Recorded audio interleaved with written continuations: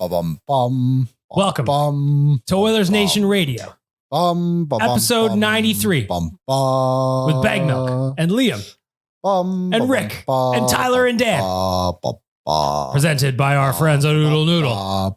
1 hour of hockey talk to recap all things Edmonton Oilers. And there we go. I almost have to. Is that supposed to be the old music? I don't know. The intro, or did you just make this up on the spot? I just did it. I'm just freestyle. That's how I'm feeling, Rick. You can see I got tears in my eyes right now. I don't know why. Fair listener. I think it's because Dog Patches. I'm sorry, Bread and Butter's still closed. I would love a pizza roll today. Craving a twisted lemon. Yeah. A lemon twist. I can't remember what they call it. It's been so long. Been forever. I kind of forgot bread? That. So Bread and Butter was closed all last week. They were just doing their maintenance week or whatever. I forgot they're not open Monday, Tuesday. I really wanted a coffee and a pizza roll today. Yeah, here we are. I eat my feelings when things are like this, Liam. Me too. I eat everything. Mostly bananas, but. So you're saying Tyler hasn't paid you back that coffee yet? Nope. Nope. It is probably still sitting on the counter at the McDonald's. He'll come back for me. Yeah, they'll be like, he'll come back. All right, for our friends at Oodle Noodle, we kick off every episode of Oilers Nation with a delicious debate. 18 locations and counting. For our friends at Oodle Noodle, the most recent opening in Calgary at the beginning of last month. Mr. Yaremchuk, yep. I imagine you've got a very uplifting, delicious debate for us to kick off the podcast today. Well, things aren't going well for the Edmonton Oilers. A couple of tough losses, 1 point in their last 2 games. So the question is, when you look at the Pacific Division standings, the wild card standings, what % chance would you give the Oilers right now of making the playoffs? So right now, before everybody gives their answer, the Oilers are still in the second wild card spot, though Nashville is right behind them. So is Colorado. Calgary is a point up with a game in hand. So things are going wonderfully. Rick, you? I'm going 100. 100%. This team will still make the playoffs. It may not be pretty. It may not be very comfortable how we get there, but they will find their way in. I'm still at 80%. I still think they're going to get in. I just like what's going to annoy me is that it's going to be in a wild card spot. And that drives me insane. I don't know if I have an answer because I just don't. You have to. I know. And I just don't know. Last night was the first time all season I thought, man, like, this doesn't feel good enough at all. I tweeted last night, there's 2018 vibes all over this team. And it feels horrible. See, yes. And we stayed up so late to watch this damn game too. We'll get into part. I like how 11:15 is so late. How old are you again? I'm 26 and a half. Dan, what percentage would you put down on the Oilers making the playoffs? I'm at 100%. I feel like I didn't come into the office today, and I feel like it was a good decision I made because it's dark in here, Dan. There's black clouds everywhere. Well, everybody in the office, except for Rick, who I'm sure had something that he had to be attending to in the morning, and he just came in for this podcast, so he hasn't been poisoned yet. But yeah, I'm still at 100%. Like, you know, yes, the effort wasn't good, and yes, I don't think that any player on that team can say that what they put forth last night is a playoff worthy effort. But like, there was still a fight in this team. Like, we saw 3 literal fights from this team, and that's something that you hadn't seen from this team all season. So I don't know, like, to me, it's small sample size to be that deflated that they're going to miss the playoffs. So I'm still 100%. But isn't that the fights are what kind of pissed me off the most, to be honest? Let's get there afterwards. Okay. Just because I want to talk about that too, because that was annoying me as well. Yeah. Tyler, I want your answer because you're the one that came up with this question today. If they want to match their point total from last year. No, that's not the question. That ain't the question. We're talking about making the playoffs. They make the playoffs. Okay. So that means they have to get to 97 points. That was the playoff cut line last year. I think it's fair to assume it'll be about the playoff cut line this year. I'm just giving some logic to my answer. I very much dislike the fact that people can do the math and work it back. Like, I'm a fan, right? So I go into every game like, we can win this and we win this. We can make the playoffs. We make the playoffs. We win this cup. But then someone's going to sit there and go, well, this is the kind of the record you have. And it's logical. I get it. I'm a very logical person. It's just when it comes to my fanning, I like to leave the numbers out of it because I don't want to have that cloud above me. And that's fair because it is wildly depressing to do the math. See? They need 52 points from now till the end of the year if they want to get to 97. That is 25 wins, baby. Let's go. 26 wins. So they got to go 26-14 in their final 40. Wins, baby, let's go. I'm going to go ahead and I'll be a little bit more optimistic than I was on ON every day. What was his answer on ON every day? 30%. Oh, Tyler. I'll say coin flip 50-50. Wow. I'm in a coin flip too. I guess I never really gave an answer. I'm at a coin flip as well. I just don't know. It's so hard to trust them right now. How, like, Tyler and I did our pregame show on Saturday against Colorado, and we both sat there and we're like, wow, like, that was a different Oilers against the Islanders. That kind of leaves me a little bit optimistic. And then they come out and lay an egg against a Colorado team that was missing two of their best players, or however many. What is it? Landeskog, Nichushkin, Manson, Byram, the rest, whatever it is. And you're brutal. And then you come out and you do exactly the same yesterday. Like, it's just hard to be optimistic. And I don't like to be negative about it, but it's the reality of the situation, unfortunately, that we're in, right? It's like Buddha once said, Liam. Ah, yes. Here we go. Expectations are the root of every suffering. I do think there's a little asterisk on last night's loss, though. Wow. I'm actually, despite the fact I'm doom and gloomy guy today, because we pulled names out of a hat as to what our attitudes were going to be. So I picked doom and gloom. What would the sticker look like on your calendar? I would burn the calendar. There was bad luck last night. There was, but it 5 on 5. Not even bad luck. It was just a terrible fucking penalty kill. PK was awful. If their penalty kill was just a normal kind of bad and gave up 2 goals on 7 attempts, we're in this game. They get a point. So Fine. it's frustrating. It's very fucking frustrating because I think they're overly aggressive in our own end. I think they instead of like running that normal 4-man box or a passive box or even the diamond, they have that triangle thing where one forward is just a rover and he just chases the puck wherever it is. Yeah. Well, now we all know if you had a choice, would you want a 5-on-4 or a 4-on-3 power play? Everyone's going to say a 4-on-3 power play, right? So what we do is we eliminate one of our forwards to eliminate one of their players. We give everyone a 4-on-3 every fucking time. I noticed that too. Yeah. They just they need to draw another line inside the perimeter of the zone. And so there's like a 2-foot area from the boards to that line. And if it's the puck's there and they have control of that puck, you don't go towards them. All you're doing is taking yourself out of position. You're opening up a cross ice pass. Let's keep a passive box. Let's keep the 4 guys in the middle, eliminate the cross ice passes, and let them shoot from the outer perimeter. Our goaltenders this year have not allowed those goalies, those in the net. Have we? For the most part.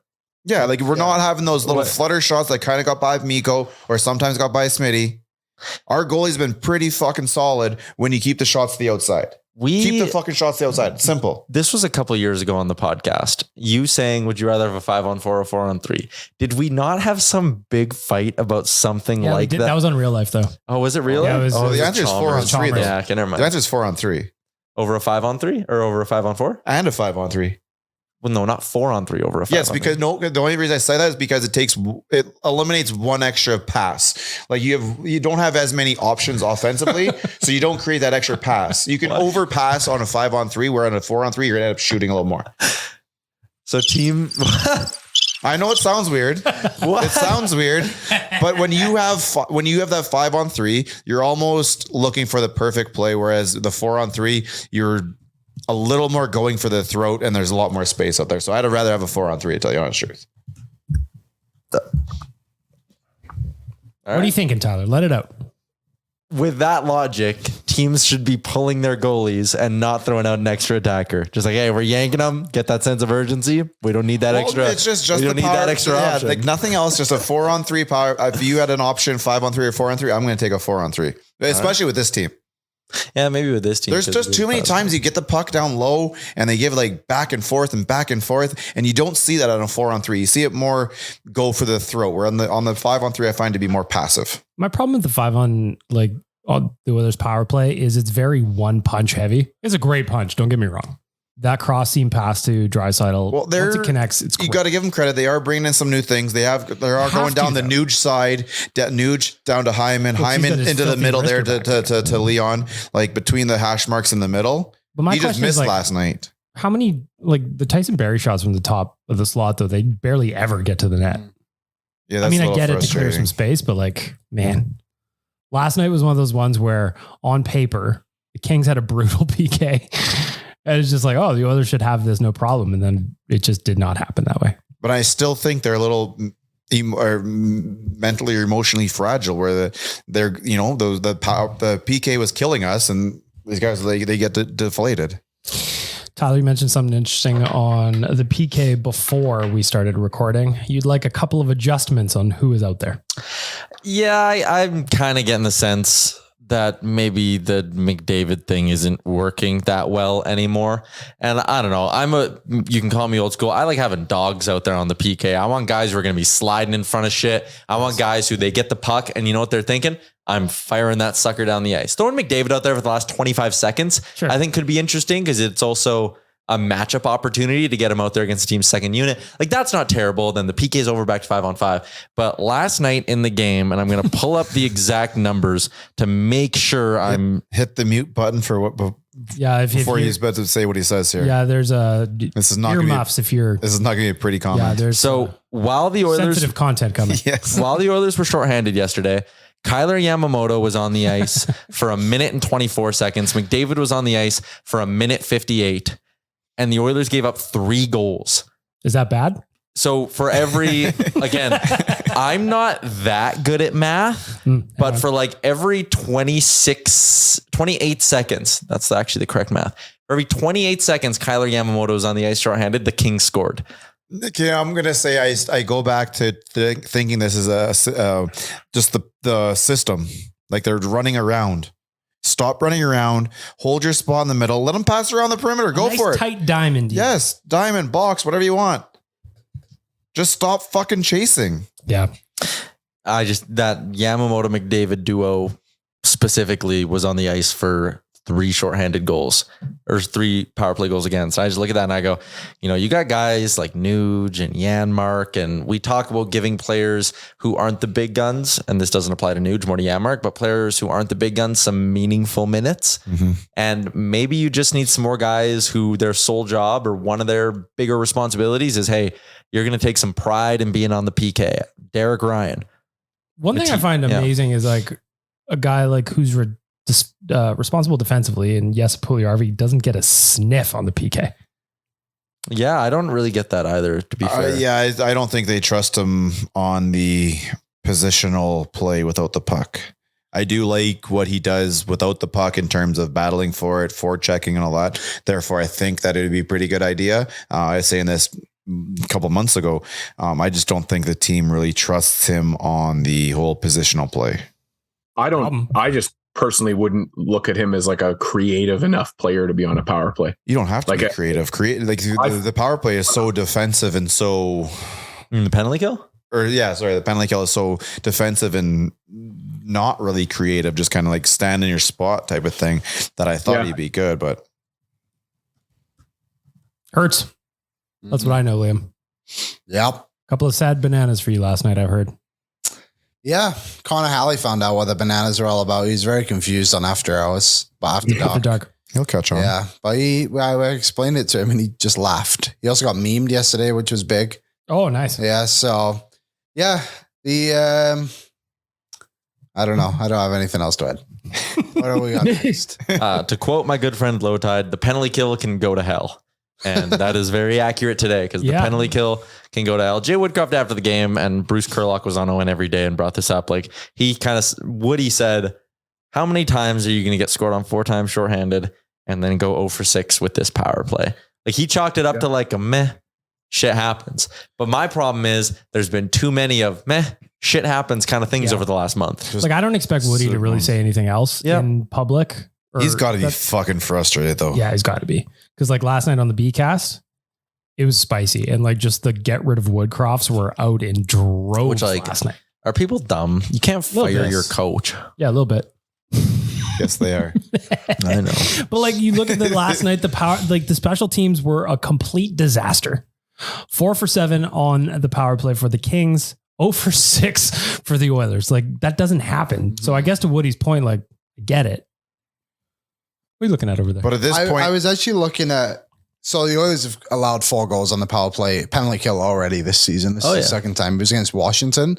So I was just curious to know how many power plays they had that night, and they went 0 for 1. So it's not like a very good comparison because Yeah. They had one power play. But again, one moment that pissed me off yesterday with the power play, because they had a couple decent looks throughout the game. Copley made a couple nice saves, but they weren't overly threatening.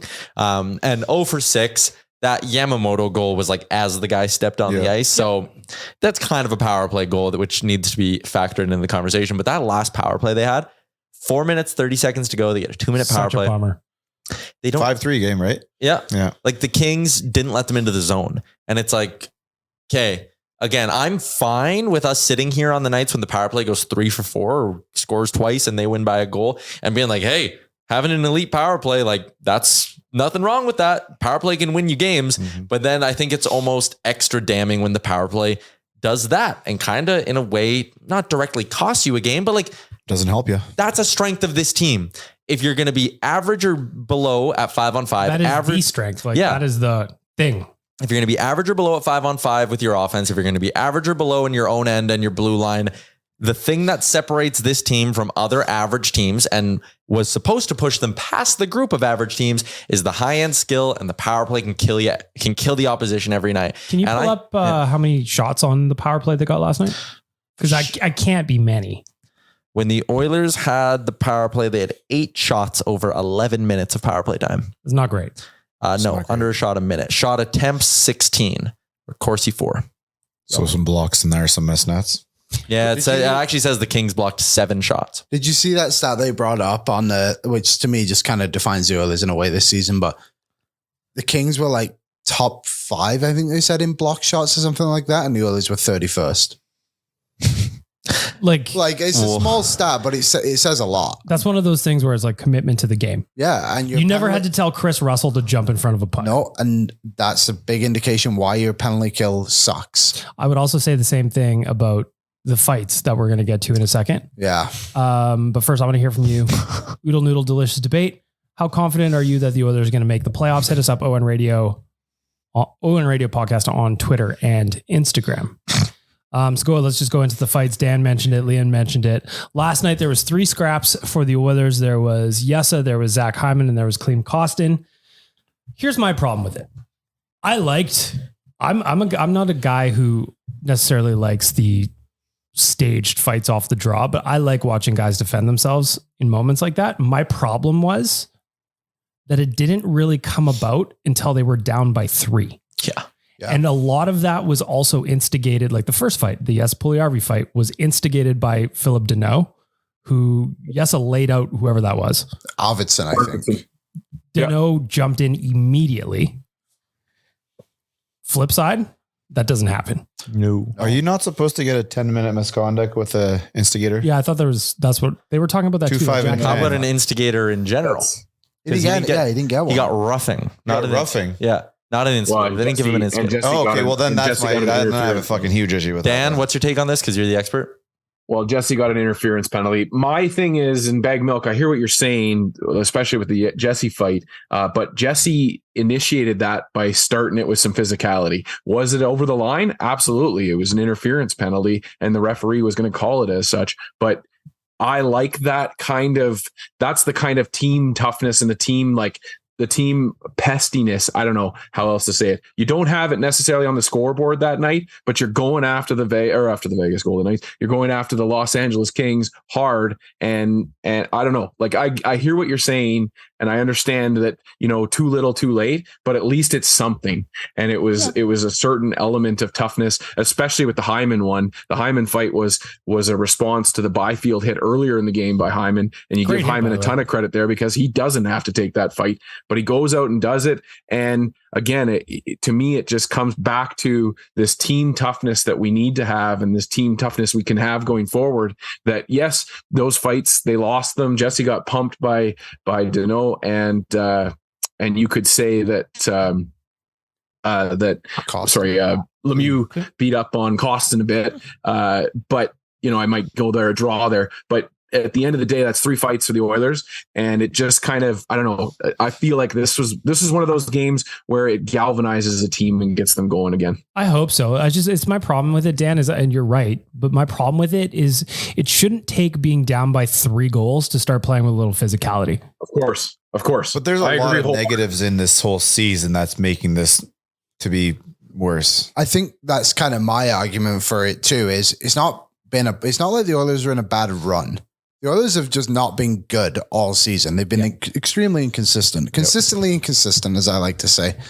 And here we are at game 42 of the season, and they're finally showing it. Like, what has taken so long? 100%. That's my point of it, Dan. And I agree with what you say. Like, I hope this is kind of galvanizes it, but like, I've kind of just had enough of thinking something's going to change what this team's going to do. And it's happened so often. Like, I just can't keep believing that something is going to change until I actually see it for a sustained amount of time. It goes to the block shots thing you just mentioned. It goes to the fights thing. Like last night when might have even been hockey fights that said, yes, Puljujarvi now leads the Oilers with 2 fights on the season. I'm like, how does that happen? Yep. Like that's not the guy who should be doing it. Kleem has 2 now, right? Yeah. Well, it's just, that's more. It was for a minute. Yeah. It was for a minute, but he was there. It's like, man, like Liam said, we're halfway through the season and now you're starting to get mad. Yeah. Like again, this should have been happening in November. Yeah. Like, I don't know. Just show some emotion for it. It's just, I don't know. It's just at the point. I feel like, what do you do next? I feel like with physicality, I feel like with blocking shots, I feel like it's a trait that often we see with our players and with hockey players. It's like, that guy'll do it. That guy will hit that guy for me, or that guy will fight that dude for me, or that guy's going to block that shot for me. And, you know, when you don't have the leading league block shot guy on your team, on your roster, when you don't have a Vander Kane on your roster, you don't have that guy behind you to do that for you. And so I feel like, yes, you're right. Yeah, it took 42 games for them to get dragged out of their shell, but here they are. And we're talking again, a small sample size because this is one game. And did they wake up? Who knows? But at least for me, a guy watching it from the emotional side of things, I was excited to see that response. I hope so, Dan. But like, I also felt the same way after there was a couple of scraps in the game against Seattle a week ago. I was like, maybe finally they're getting pissed off. Yeah. No, at exactly. This rate, they have to come up and show it now. Yes. Like we can sit there and say, I hope it's this, I hope it's that. Maybe this is the day when they start to play.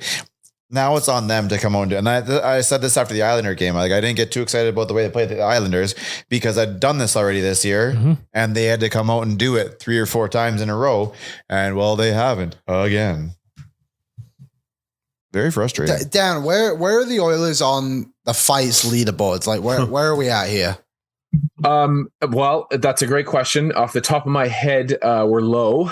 I'd have to dig deeper, but right now, if I'm going to, sorry, go ahead. We'd be like 28th. Yeah, we got the top team in the league right now has 20 fights. The Canucks and the Flyers have 20 fights each. And then as you go down the list, you find the Oilers in 27th with 6 overall. Sorry, who's lower? Do you have the full leaderboard there? Yeah. The Pittsburgh Penguins, the Detroit Red Wings, the Carolina Hurricanes, and the Buffalo Sabres each have 2 fights. And the Leafs. And then Toronto Maple Leafs with 5 right behind us. Yeah. Interesting. And like before people chime in and go, oh, well, the good teams don't fight. Well, Tampa Bay has 15. Boston has 14. And I know that's the makeup of the players on their team. Yeah, they got those players. And I get it.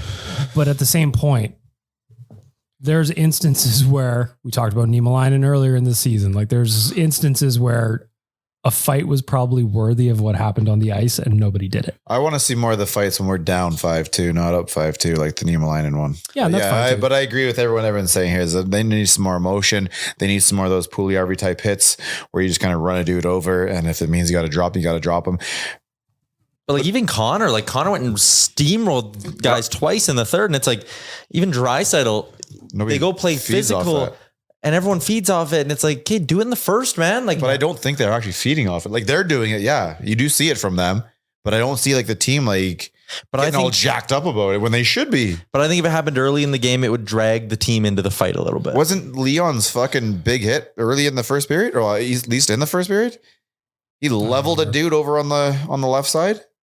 That was shortly after the Hyman one. I don't remember when that happened though. Yeah, I don't really remember, but he stood him up, messed with the dude's shoulder because he wasn't out there. Maybe it might have been Dursey. I don't remember. But yeah, that dude wasn't out very much afterwards.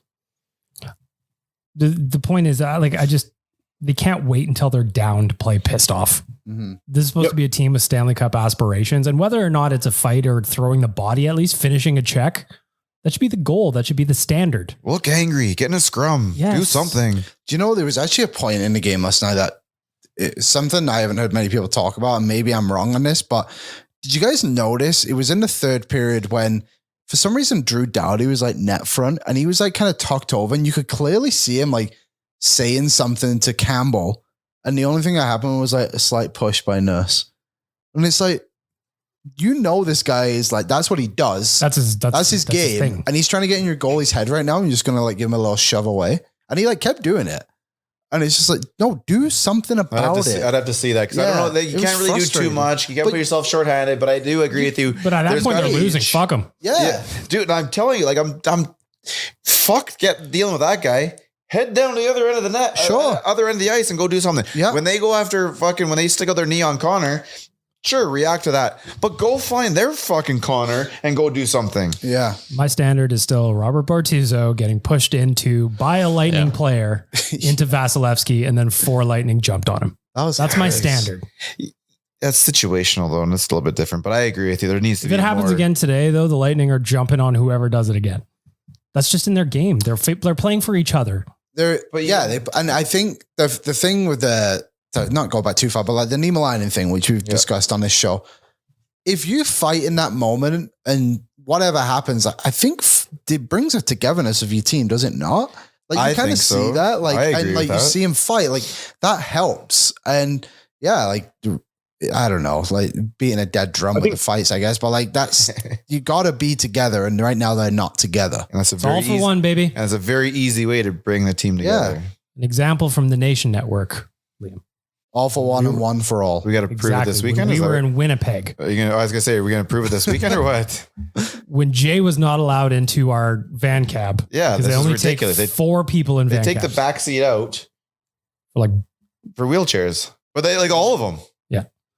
So what do we do, Liam? We all got out of the cab and walked. No, Jay's like, fine. You guys go. No. I'll walk. No, that's not the way we roll here. So we all got out. We all walked down the street. It was all dark and rainy, and we got some really good fucking photos out of it. We did. And the memories will live forever. Haven't forgotten yet. All for one. Yeah. It's like we're almost getting to the point where they need a Bishai in the bench. You know what I mean? Oh, buddy. That is an all-timer. If you don't know what that is, check out hockeyfights.com. Search Mike Bishai. Well, that was a hell of a... Did you just mouth Bishai on the bench? Do you not know that one yet? Bishai on the bench. Do we have to reintroduce you? I don't think I know it. Do you know really? The Oilers against the Atlanta Thrashers. I don't know. For re-education. Full online. We'll have that on the big screen. I don't know. I'm only a 20. I've not been there very long. I'm not even a citizen. You remember the Thrashers as a franchise, Liam? Who? Yeah. Anyway, I want to hear from you guys again. ON Radio Podcast. What do you make of the Oilers getting into scraps last night, specifically situationally? I think they should be playing angry from the opening draw, not when the game is kind of out of hand. Again, I agree with But is it ever out of hand when you're only down 2 goals with this fucking team? It's not. I know. That's so frustrating. It's not, but show you want it. So I think that's kind of reason why some of the guys, maybe that's just an excuse for them, but don't overreact, guys. Like there's still 7 minutes left. We're down by 2. We've got Connor, we got Leon, we got New. We wipe that attitude though. That like those guys are going to come in and save you. Well, no, not necessarily save you, but like they're going to have ice time, and there's a fucking. I mean, look at the Connor goal. Yeah, I mean, skated behind the guy, stole the puck from him, came back straight up thievery. It was ridiculous. Another thing last night worth mentioning too, just before we wrap up to talk about the Kings, they block a ton of shots to Liam's point. They had 22 listed on the NHL website last night, and even that seems light. Do you think they get fucking as a team? They all get like jacked up to fucking play us because of their coach. 100%. Oh, and because we knocked them out. Got money on the board. That too. But even last year's playoffs, they were out there like it's fucking. Oh man, that is a great lesson though to everyone being like they got to fire Woodcroft. Woodcroft's the issue. And Todd McClellan's still running a damn good bench in LA. Yeah. Oh, was he here for a while? Mm-hmm. I didn't know that. Yeah.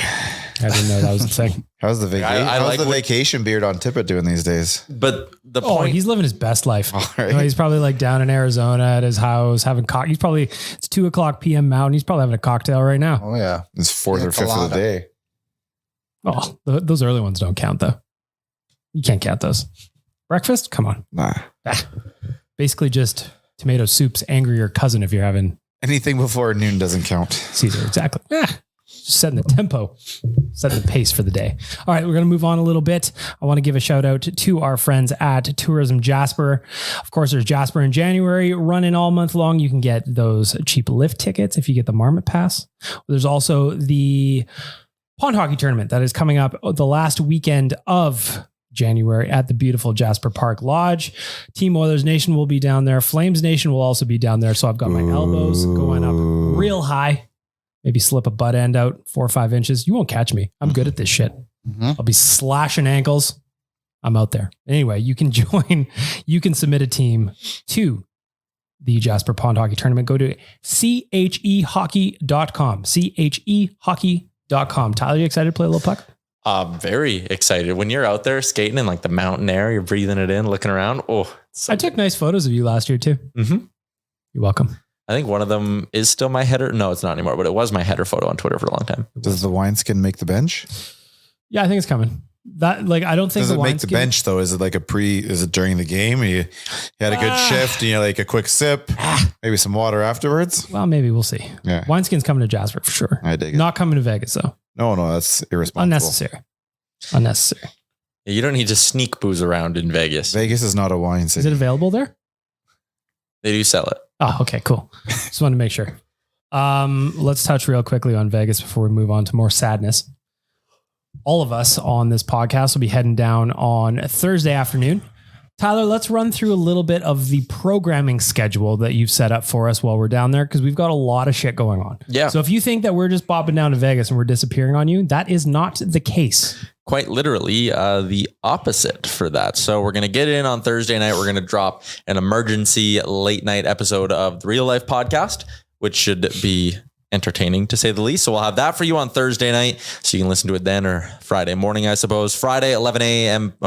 Noon Mountain Time. I'll use Mountain Time for these because, the listeners. Noon Mountain Time, Oilers Nation every day, live from Vegas. And then it's going to be Oilers Nation Radio. Same time you always get it, on Friday. So we'll have an episode from Vegas there. We're going to be doing some fun video content around the arena, around the watch bar, Tom's Watch Bar, which is where we're doing our big party down there for the Oilers Sharks game. Saturday, boom, another episode of Oilers Nation every day. Going to have an episode of Your Pod Bag Milk, Better Late Than Never, recorded then as well. And then same thing, a ton more video content. So we're living it up and producing all that good content. I'm looking forward to it. It's fun to make a little content in a different environment. These podcasts are drink in hand podcasts, no? Why not? Obviously. Excellent. Like if you listen to the last joint, what do we call it? Like a joint episode? It was like Real Life and ONR last time. Yeah. We all had tall boys. No, in Vegas. Vegas. We all had tall boys. We had a great time. Yep. What were you going to say, Dan?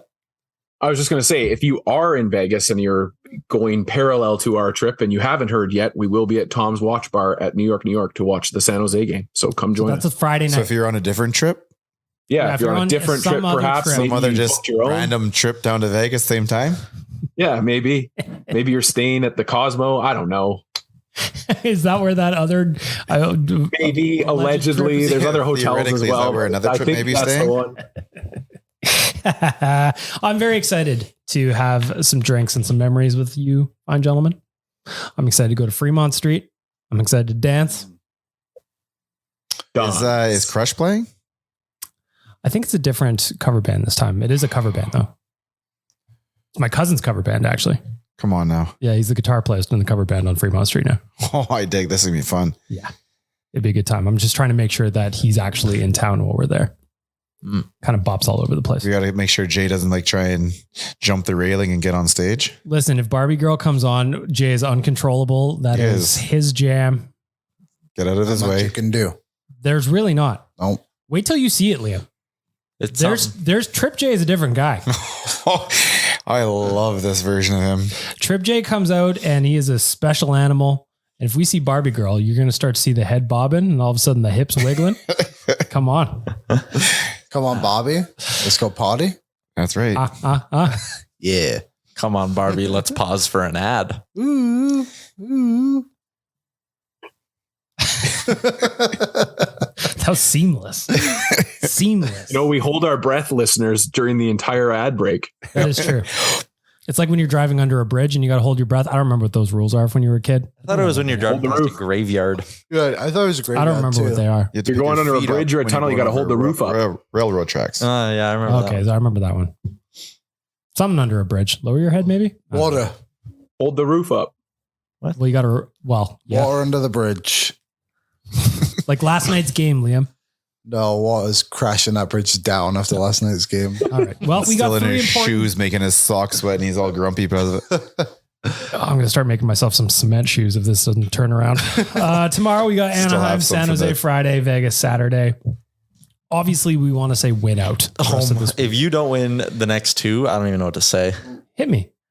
Blow it up. What do you guys say? Blow it up. You got games against 2 horrible teams coming up. And you've already lost to one of them this year. So like, again, you're not going to beat these bad teams every time. I get it. They're still NHL teams. They're trying hard to blah, blah, blah. But like, good Lord, if you do not win both these hockey games with kind of your season in the balance, like we're talking about, again, 26-9-1. It's basically what you got to go. You can't afford 2 more losses here in this week to bad teams. Like these are wins you need to have and you need to have going forward consistently. So they got to go pedal to the floor, win easily. There's only 36 games left. What did I? 26-9-1. 40 games left. 40 games Sorry. left. Okay, about that. All right, fair enough. 26-13-1 then. The idea of an easy schedule goes out of the window if the others don't win both the next games. Of course. So just do or die. I don't buy that strength of schedule thing anyway. Just kind of like the any given Sunday kind of aspect of it. Teams are all good. Yeah. And the Oilers, like Rick said, all season long, they haven't proven that they can just handle their business against these teams. I think what matters the most, more than the strength of schedule, is the fact they play the Pacific Division a lot in the second a lot half of 4-point games. That's more important than playing, I don't know, Arizona and Chicago, I guess. One thing that factors into these next 3 games is our boy Stu on his way home. He's having a baby. Should be home by now. Should be home. Probably is home. So he's having his baby. That's great. Calvin Pickard recalled to back up Jack Campbell. Thoughts on Jack Campbell kind of carrying the mail for the next couple? He can do it. You can do it 100%. I thought he played fine last night. That goal that was called as a goal, man, I thought that was just a hell of a save. I thought that was going to be one of those ones where he goes, woo! I thought he was pretty unlucky on the second one too. I mean, you kind of one-on-one goalies at a disadvantage anyway. Maybe you would have liked him to have started it since he got so much of it, but he did enough. It wasn't his fault by any means why the others lost. Tyler? I didn't like the decision to put him in yesterday. Let's talk about that because I looked at it. I thought it was weird. I did not see this as pulling the goalie because your goalie let in 3 bad ones. This was not like a Mikko pull or this was a shake up the bench pull. This was a slap everyone around. You pull. went to that well last against Seattle when Skinner gave up 4, and I didn't think he was particularly awful.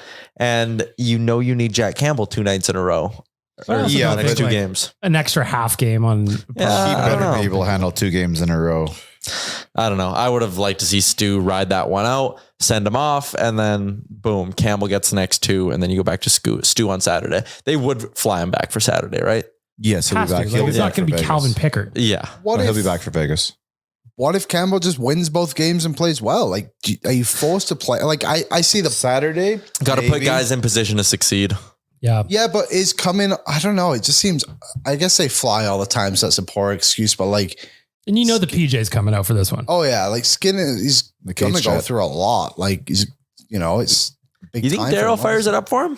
Oh, for sure. Yeah. For a starting goaltender on a divisional game in Vegas, that's a 3-hour flight, baby. The PJ's coming out. I think Stuart Skinner's going to be on our flight Thursday. That'd be fun. It's full, baby. We just see like a big duster at the front of the plane when we walk on. I dig it. I like that. Yeah. I don't know. Sorry, Dan, go ahead. I was just going to say, I mean, and I'm sure you guys all share the same sentiment that I wish nothing but the best for Mrs. Skinner in everything here. And that's the part with the birth of a baby or the child that I think that we're, there's so many things that could come into it. He may not have been feeling it going into the game and just, wasn't there and Woody knew that. So I don't know. I just think that there's some outside factors that play into it that I hear what you're saying, Tyler, like logically that looked like a logistical mistake, but who knows, maybe behind the scenes, there's some sauce that we didn't know about. You should go back and watch some games by teams coached by Mike Keenan in the 80s. He used to rotate goalies, like shift by Craig shift McTavish in the almost. shootout. Yeah, I like pulling the goalie to shake the team up. I don't really see it as too big of a deal. No. I feel like how often can you keep going back to that well, right? I guess it was just more frustrating. Too, I agree with that. Really, this is what the team needs is a shakeup again. Is like pulling that Skinner. I agree with 100%. I don't know. I wish you would have let Stu ride it out. That's my point too. And I think to a point of Skinner as well, like there's only so many times you can hear that message of, oh, we're shaking it up because the team was bad in front of you. As a goalie, you're like, well, figure it out. Cause I'm tired of getting pulled every game and it's not on me. Well, but that was the PK. The penalty kill was deplorable. Yeah. Now that's 3 games in a row where the team hasn't showed up in front of Skinner. Yeah. Because Seattle, 3 of his games, like a Seattle, Colorado, and now was Colorado that bad? So I mean, obviously, I was kind of busy. That I know everyone wants to like drag Nurse through, but McKinnon's one of the best players in the fucking world. That one I had no problem with. No, it actually drove me nuts. It drove me nuts that Nurse was getting shit on there because let me see any dummy try to skate backwards to maintain pace with Nathan McKinnon going full flight through the neutral zone. Everything I read was just like, this is part of your fucking plan. This is everybody wants to sit there and go 9.25 or whatever, blame it on. Nah. Nate McKinnon is one of the best players in the fucking world. When Connor does it to somebody, we'd laugh. Yep, it could have been Hedman there. It could have been Makar there. It could and we've seen Connor go around some of the best defensemen in the world. So anybody who sat there and said Nurse after that, really that was just to make themselves feel good. My thought was Nathan McKinnon's doing that to any defenseman in that spot if he's got the exact same runway he had. Yeah. 100%. Yeah. I agree. My issue is the person who turned it over in the offensive zone. That was the bigger zone. problem. Yeah. Like defensemen, they're given a split second to try and make a decision. It didn't work because it would probably never work. Like, and you can say whatever you want about Darnell Nurse. His wheels are never a problem. No. He is a great skating defenseman, and Nathan McKinnon walked him like a pylon because he's moving backwards. My only thing would have been is like, maybe take a penalty. Yeah, that'd be the only thing. But also, you're in the moment and you're thinking like, "Hey, like I got to make a play." It's first instinct. And now he went by you already. Yeah, exactly. Yeah, exactly. You took a while to say that. He's already gone past. You're like, oh, fuck. Yeah, that one drove me nuts. Your instinct is never, "Oh, I'm going to trip this guy." It's like I got to try and get the puck and stop him. Yeah. So unless you're Giordano. I will say this though, guys, and this will create a shitstorm, but Chychrun, Edmondson, any defenseman named is not fixing this. This is not a fucking make a trade. Like I know everyone's still going Chychrun. That's not going to fix anything. Like it might help here or there, but it's not going to fix. But they need help here or there. But what we have right now is an internal issue. So what's your solution? Don't have one. That's the fucking thing. I think a Chychrun, Is Chychrun going to fucking stop the stupid ass penalties from last night? But I think is he going to stop the fucking terrible power play or the PK? I think what he's going to do though is he's going to alleviate some minutes, which may lead to better decision making. Sure, and 5-on-5, I agree with you, but I don't think that's a fucking like. You look at that game, I can't sit there and expect fucking Holland to make a fucking move after that. I would just. To me, making a trade would help shake up those internal issues. But I don't think it does though. If you traded Warren Fogle for Zach McHugh and you don't think that sends a message to the room? Boom. Hey guys, you're not playing hard enough. Giddy up. Just traded a guy you're all tight with. I would sure as fucking hope so. But what we've seen this year is perhaps no. Dan? Well, and that's the thing, we're talking here now about you like sitting a goalie in the middle of a game where it's not his fault as a message that we keep rolling out there.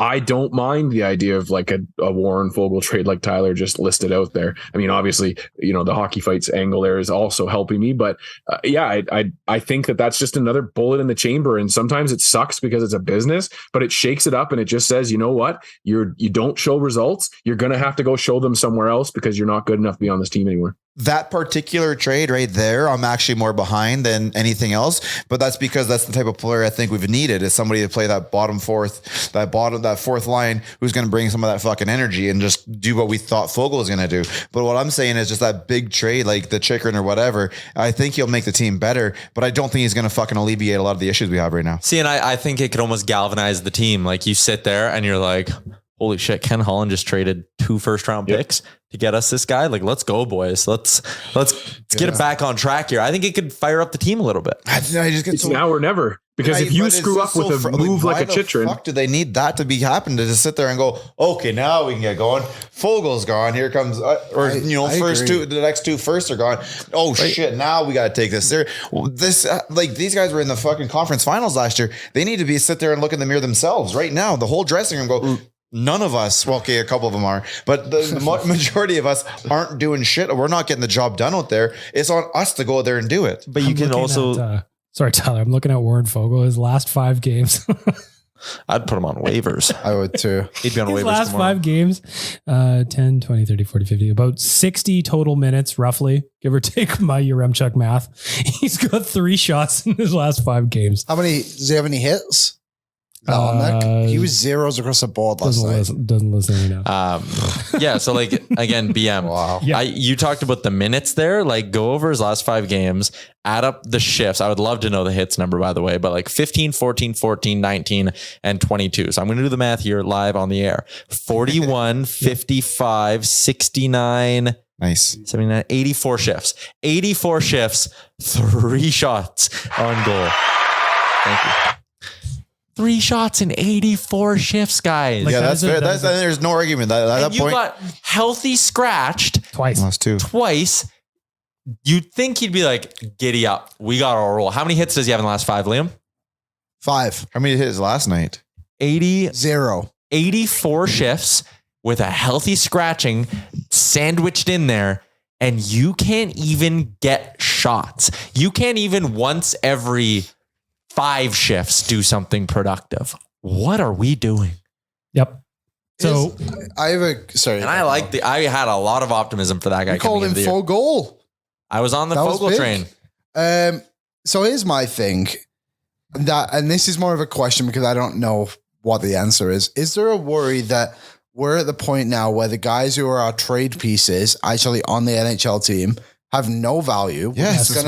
But Yes, does that also lead to it being like, well, who's getting traded then? Yes, I said that there a little while ago. I was like, the only guys that we can move in terms of money have no value anyway. So if you do move them, you're getting back a lesser return because of it. But does that mean like, I'm just going to say it because he's another $3 man, but is Yamamoto the guy they actually have to move? Like, I don't want him to, but like, he might bring back the most return. But then that also makes you worse. Like they're in such a bad spot because guys are just simply not performing. You're cap dumping Fogle and Puljujarvi, and you're using your picks as currency. well, that's what it is. I guess It's like that's the what it would opportunity be, yeah. cost of the cap that's being tied up. But can you actually cap dump them without bringing something back that's going to eat some of that cap again? Yeah, you can. That's the tricky part. I think you can. Oh boy. Fogle for like where you there's Fogle would clear waivers.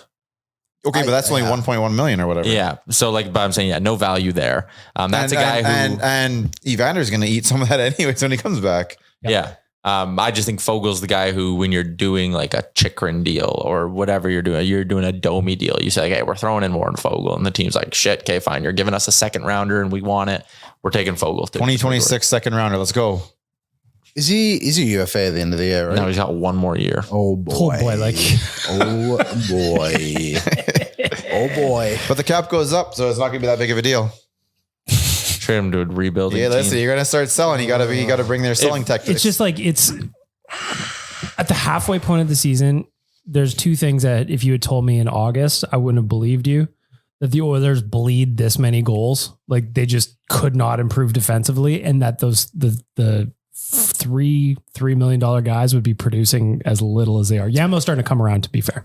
I said it on Oilersnation every day yesterday, and Puljujarvi somewhat made me a little bit wrong yesterday, but like when Holloway and Yamamoto aren't scoring goals, they at least put a positive influence on the game. When Fogle and Puljujarvi aren't scoring goals, there's not a lot else going on, and they're almost just passengers here for the ride. Like Puljujarvi then made me eat my words a little bit yesterday, but for the most part, I think that's a fairly accurate statement. Yeah, it's tough to argue with that. I mean, I don't see a lot of negatives coming from somebody from Puljujarvi. I don't see the puck's not ending up in our net when he's out there. Yeah, I agree. So yeah, maybe at that point I'm kind of okay walking away with a neutral stat number. when Connor and Leon and Nuge aren't on the ice. But there's just too much of that. You're getting that from far too many depth players. Do you want to know what my problem is? Yes. What is it? I'm going to tell you. Okay. There we go. Connor, Leon, Nuge, Zach Hyman. We all agree those four are doing their jobs. Yeah. Do you know who the next forward is in terms of points? Hold on. The Edmonton Oilers? Hold on. I know. Hold on. Well, I do I'll know, let Rick actually. have it. Say this again, Bag Milk. Sorry, Dan? Say that again. Who is after the big four there, the McDavid, Draisaitl, Nugent Hopkins, Hyman, who is the next forward on the Edmonton Oilers roster in terms of points? If you say it's Evander Kane, I'm going to take a bathroom break and I'm sitting out the next 10 minutes. I'm pretty sure it's Evander Kane. It is Evander Kane. Yep. I actually have to go piss. He hasn't played since early November. Bye, Tyler. So everybody wants to sit here and blow Holland up for everything, right? And there's obviously this team is his name's on it, but he came into this year, and I think everybody in this room was okay with, you know what, the kids are going to take the next step. And unfortunately, none of them outside of Stuart Skinner have given them that next step. But I mean, did we want Yamamoto out? Did we want Pugliarvi? No, we wanted Yamo. We wanted Pugliarvi. The Fogel thing, you probably get more 50-50. You're thinking the Ryan McLeod. He's going to fucking take a step up this year. Broberg, you thought, okay, you know what? This guy, now granted, I'll say, you know what? He had injury issues in there. So maybe that's going to hold him back a bit. So maybe he's a little bit on the outside of this conversation. But a lot of the youth that we needed to take the next step, that Holland said we need to take the next step for us to be successful, have not taken that step.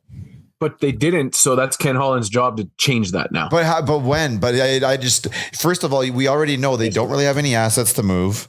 They don't have any cap space in order to move out draft picks, bring in. So his hands were kind of sort of tied, right? I mean, and again, like the COVID, when COVID hit, we were at the cycle where we need to start spending money on depth, on secondary scoring. Obviously, flat cap really fucked that over. Every team had to go through it. We were just in a certain situation where it was a little more prevalent to us that we needed to bring that in now. And so, there's a little bit of that there too, but his hands have been kind of sort of tied during the season. By himself.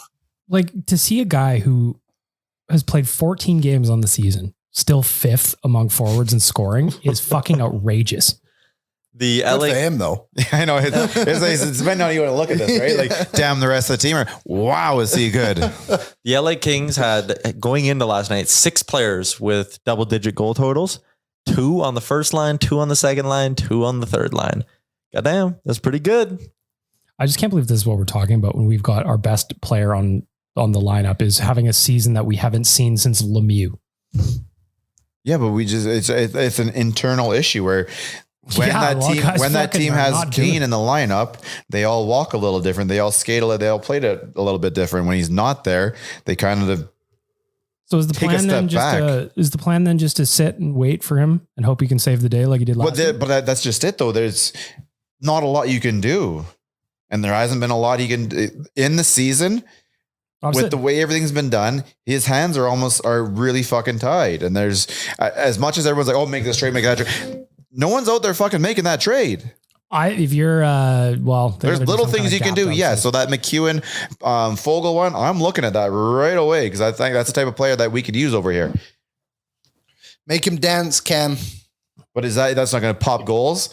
That's not going to fucking fix the way we pick it we play in our own end. That's not going to fix our fucking breakout where it's a 3-man breakout because the other 2 are at the fucking red line.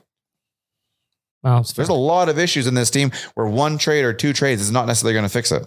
Well, having 3/4 of your lineup not producing jack shit, that's got to rank right up there. That'll do it.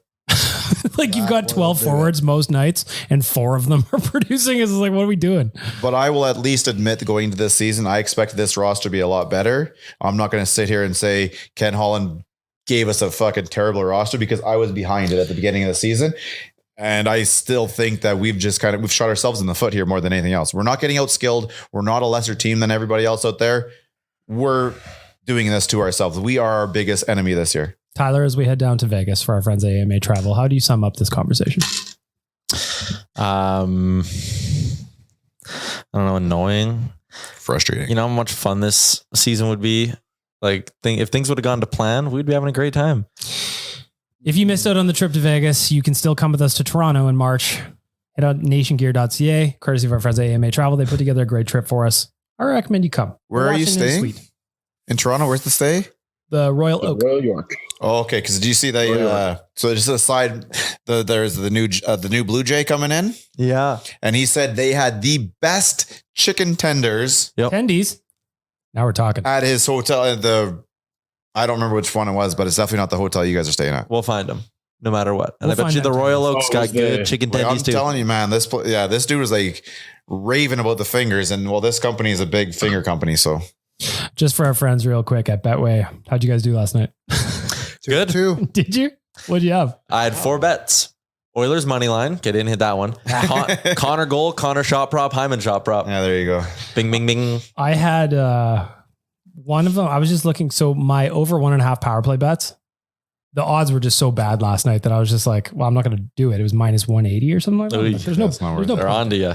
So, yeah, they are on to me and it's bamboozling me. So what I did instead was power play goal in the first period at plus 125. So like when the Kings get that first one, I go, well, Shing. and then I also had Connor anytime goal there as well. I had one that was Connor to score 2+ points and an Oilers win. And then also the Buffalo Sabres fucked me on my parlay because somehow they lost to Philly. Somehow. Assholes. Yep. My can't miss parlays are very much miss parlays right now. Liam, how'd you do? 2 for 2. What'd you have? Connor McDavid goal and Zach Hyman shot prop. Oh, look at you guys. Matching That's bets. cute. That's adorable. Adorable. Go check out our friends at Betway, provided that you are of legal betting age. Moving along here to the last part of the podcast. How could we not get excited about everyone's favorite segment that Tyler has spent hours crafting just for today, just for your listening pleasure? And the look on his face says he is ready to go. Yep. Ready to roll, guys. Word association, Tyler. What's the order? Let's go. We'll go Dan first since he's on Zoom, and then we'll go Rick, Liam, Bagmilk. Dan, Rick, Liam, Bagmilk in the order you are in front of me. There you go. First word association. Tyler's signature segment on Oilersnation Radio. I take a lot of pride in it. Here we go, Dan. The officiating versus LA. Woof. Atrocious. Horrendous. Why? Bush League. So let's talk about it real quick. The Oilers got 6 power play chances last night. Didn't score on any of them. Yep. That wasn't the problem. No. Well, I mean, it's a problem. The Bouchard penalty was garbage. The Hyman hook was a puck battle. The too many men call was junk. The too many men call. I don't know if I've ever seen one that bad before. That was terrible. Wasn't on the ice. Oh, by the time he touched the puck, he was not on the ice. He was like almost purposely waiting to touch it. Anyway, whatever. He did. What's next? The Oilers penalty kill versus LA, Dan. Unreal. Horrible. Horrendous. We have been hoodwinked, bamboozled, led astray, run amok, and flat out deceived. I will say vomit. What were you going to say, Dan? I did not hear that question right. I thought you were asking about their power play. Well, same thing. Wasn't very good. They were both neither. Yeah, neither was fine. I think it was an all, your word encompassed all feelings on the special team. That's word. All right. One word. How will the Oilers play tomorrow versus Anaheim? Better. Wow, those are our bars at now. Good. Oh, you said one word. IDK. Please. Inspired. I'm going to try to be optimistic. I like it. That's a good Tyler. I like that. And all right, this one, I'm just saying one word and you're saying one word back. All right. Ready, Dan? Vegas. Golden. Craps. Woo! Taco Bell. Cantina. Yeah. Yeah. See, that was like LeBron to Dwayne Wade, the way me and you threw that one down.